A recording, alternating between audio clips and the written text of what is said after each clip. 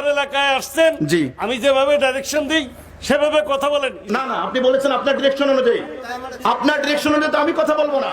কোন আলেম একমাত্র ডিরেকশন মানবে কার? আল্লাহর ডিরেকশন মানবে। আমরা আল্লাহর ডিরেকশন অনুযায়ী কথা বলবো। সে কোন দলের আমি জানি না, কিন্তু একটা কোরআনের মাহফিলে একজন আলেমকে এভাবে তার নিজের ডিরেকশন অনুযায়ী কথা বলতে হবে, এটা আসলে দুঃখজনক বিষয়।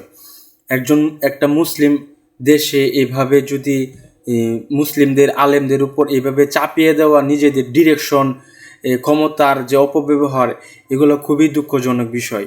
হুজুরে তার প্রতিবাদ জানাইছে, তার পরবর্তীতে তারা অস্ত্র নিয়েও অনেকে আসছে। মানে এইগুলা হচ্ছে ক্ষমতার অপব্যবহার, আর এই কারণে আমাদের দেশ পিছিয়ে আছে। এগুলা থেকে আমাদের বের হয়ে আসতে হবে, না হয় আমরা আমাদের দেশ কোনোদিন আগাইতে পারবে না।